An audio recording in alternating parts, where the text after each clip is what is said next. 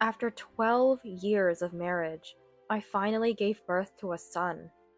Seeing my son crying vigorously, I was so happy it seemed to erase all my exhaustion. A few hours after giving birth, James and my mother-in-law, Margaret, came to the hospital room. "I've seen the baby. He looks like James and is so cute. You did well." "It's a boy, huh?" Both James and Margaret were smiling. I was worried when I first announced my pregnancy due to their indifferent attitude, but seeing their smiles reassured me that they indeed loved their own child and grandchild.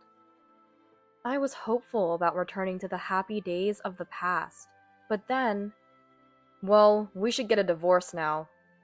James casually brought up divorce. Following that, Margaret continued, "We'll take the heir," speaking with an unchanged expression and a smile on her face.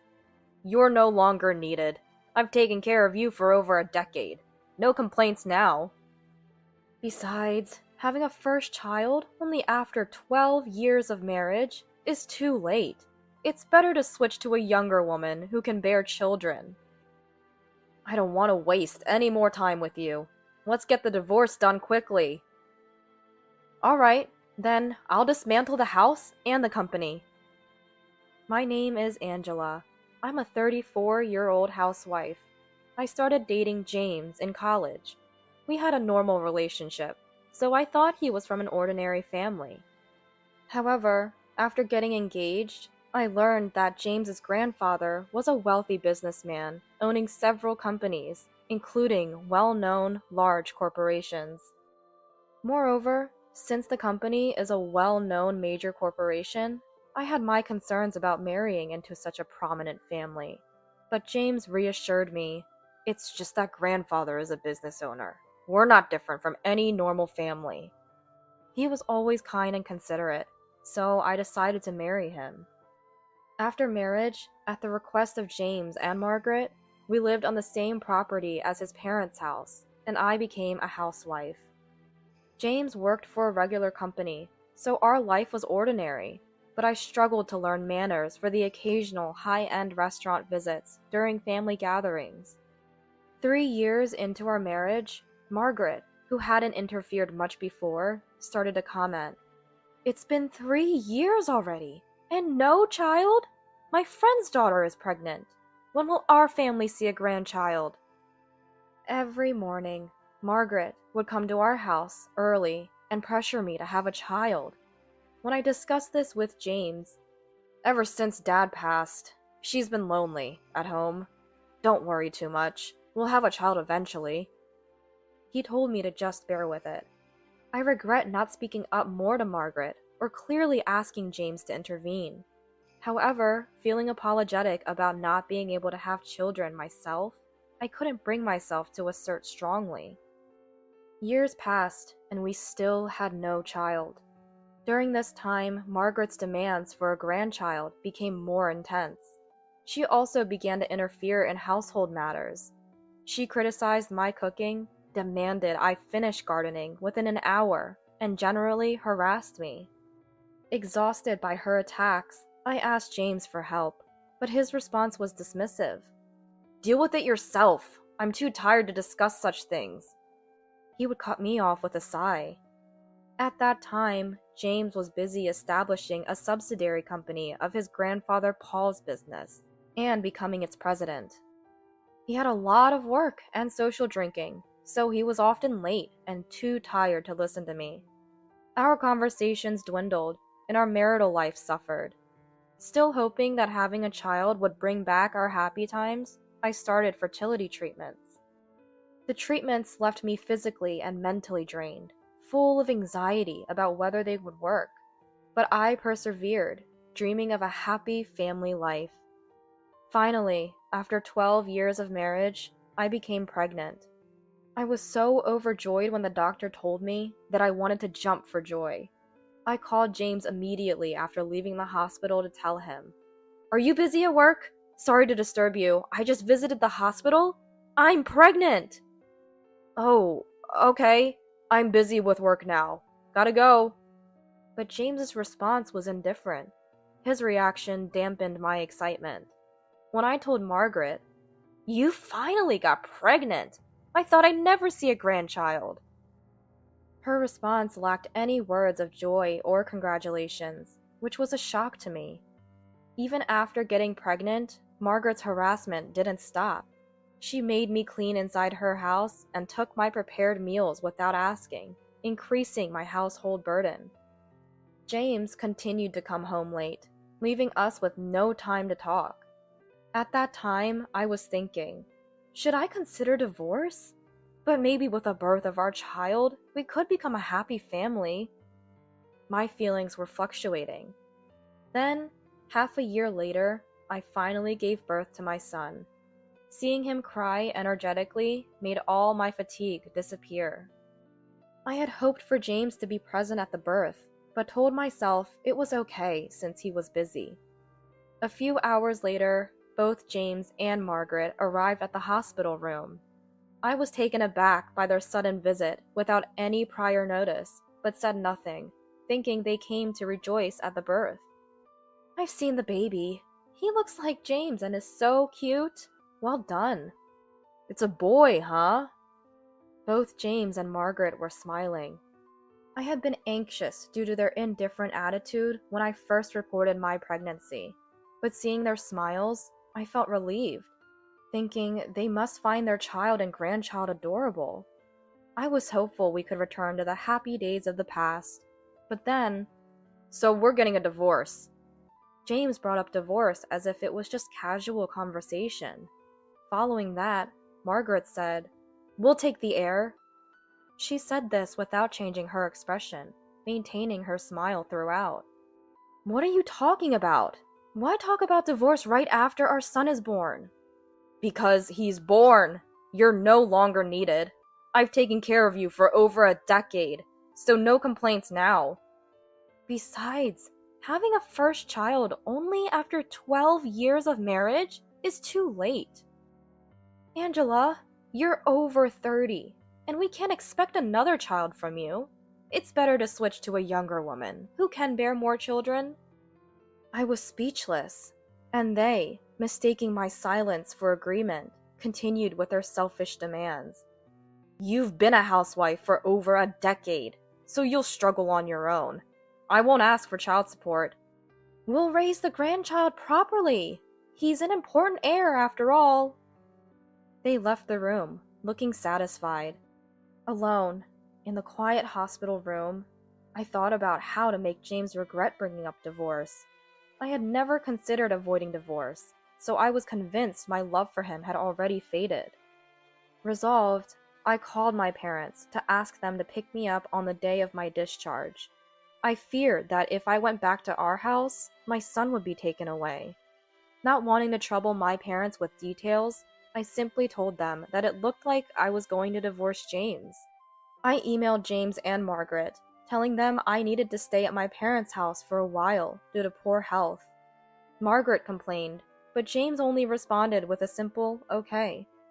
Whether he thought it was hard to care for an infant, or believed I couldn't escape, I was relieved they didn't oppose. Though cautious, neither James nor Margaret visited the hospital or my parents' house afterward. While Mom cared for my son, I decided to call Paul, my grandfather-in-law, to make James regret his decisions. It felt presumptuous to rely on Paul to weaken James and Margaret's standing within the family, and to get a lawyer referral, but I was determined. I knew the phone number, but it was my first time calling it. I was quite nervous while the phone was ringing. When Paul answered, I told him about my pregnancy, the birth, and what the two had said. I forwarded emails of Margaret's harassment and mentioned my suspicions of James's infidelity based on Margaret's comments about switching to a younger woman. Paul said he couldn't judge based on my account alone and would look into it, promising to call back.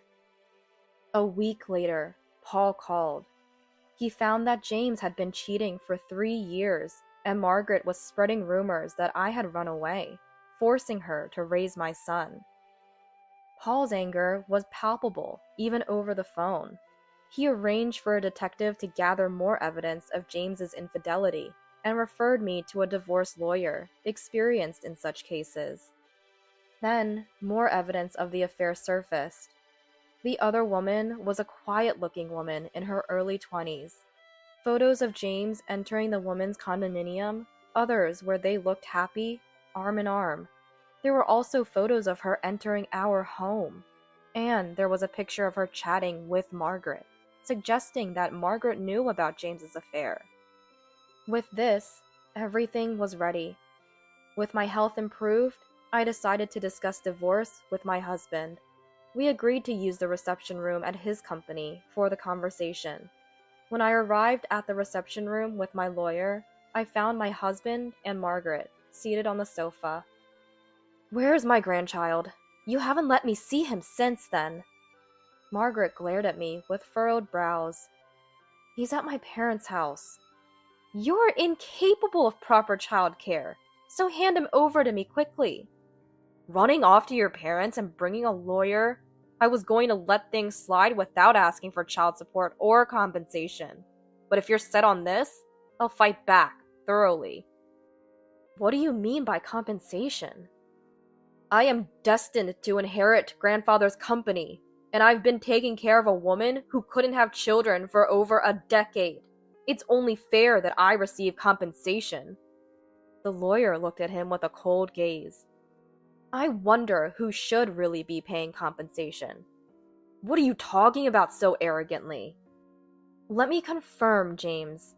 You wanted to switch to a younger woman because I couldn't have children quickly, and I'm not young anymore, right?" "We need someone obedient and capable of having children in our family. Angela, you were too headstrong and didn't fully commit to being James's wife." "James, do you also want a divorce?" I asked. "I don't want to waste any more time on you. Let's just get divorced quickly."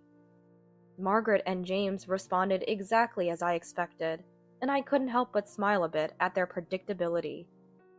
"Okay then, I'll just have to bring down the house and the company." "Really?" "What?" both exclaimed, laughing at what they thought was an absurd statement. "What are you talking about? Trying to bring me down? That's ridiculous." "James's company is a subsidiary of my father's company. Someone from a poor family like you couldn't possibly do anything about it." She continued to laugh for a while after saying this.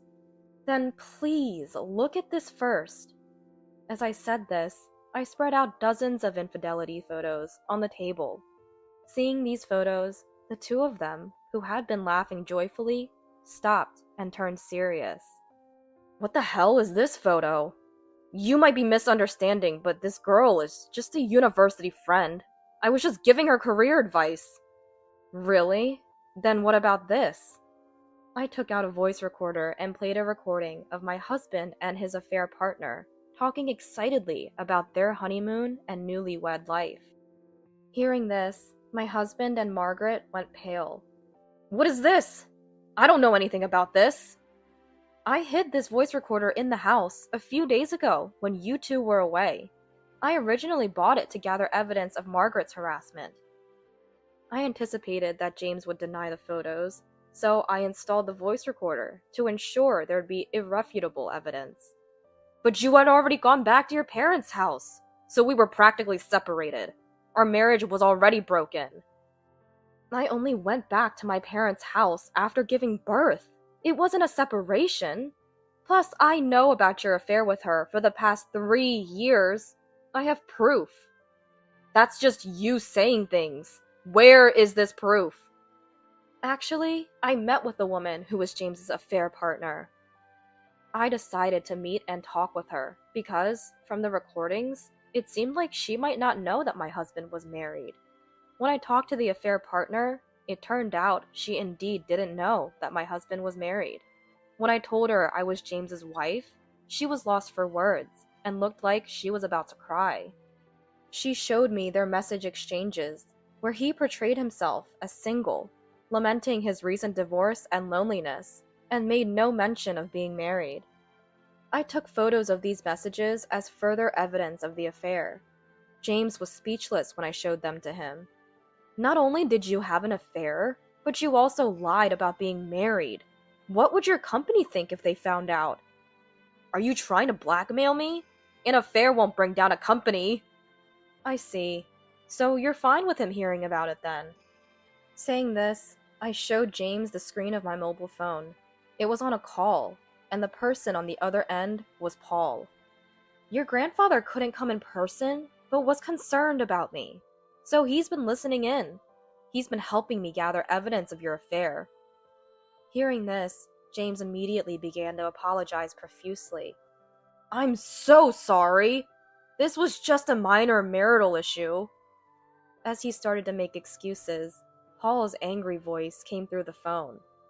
A man who can't even protect the woman he promised to take care of has no business running a company. I'll inform you of your fate later. With that, Paul ended the call to attend to business. He was frozen, and Margaret looked as if her soul had left her body. Now that it's clear you have no excuses, let's talk about child support and compensation. I was satisfied seeing their despair and asked the lawyer to proceed quickly. Then, let's not get divorced after all. A child needs his biological mother. Sweating and forcing a smile, James tried to stop me. Seeing his puzzled expression, I couldn't help but laugh and said, Yes, that's right. My face then broke into a natural, happy smile. Yes, a mother is necessary for a son, but a father like you isn't. Let me make it clear, from me to you, you're no longer needed, so let's get divorced. James's face fell into despair, and he collapsed to his knees. The lawyer and I ignored him and continued our discussion. The negotiations didn't conclude then, but after repeated discussions, with James hiring a lawyer as well, we agreed on a compensation amount of $100,000, exactly as I wanted. The divorce terms were in my favor because I waived the right to any property division. James had a decent income, but ever since he took over the company, he started living lavishly, buying suits and watches from top brands. When I asked about savings, he'd say, "It's time to spend," and continued his spending spree. I suspected he had little saved, and I was right. His savings were less than $100. Since they had no savings, my husband and Margaret had to sell off numerous luxury brand items to pay the compensation. Without a home, James and Margaret started living in an apartment. James's company failed after losing Paul's support and being shunned by business partners. The employees, left jobless, were taken care of by Paul. He managed to find a new job, but his income was less than half of what it used to be. This made their life difficult, and even Margaret, who had always been a housewife, had to start working part-time. Living together as a couple would have been manageable, but James still had child support to pay. Moreover, both of them couldn't adjust to a lower standard of living, and their debts only kept growing. Margaret tried to seek help from relatives, but no one would assist her. In fact, I heard from the relatives that they were ignoring her. It seems the voice recordings I had shared with them of Margaret were effective. It's been over a year since the divorce, but James has never tried to visit our son. Perhaps it's not that he doesn't want to, but he might be unable to afford the phone bills to arrange a visit. Either way, there has been no contact from him or Margaret, and my son and I have been living peacefully. I can't imagine co-parenting with them, so now I'm grateful that James initiated the divorce.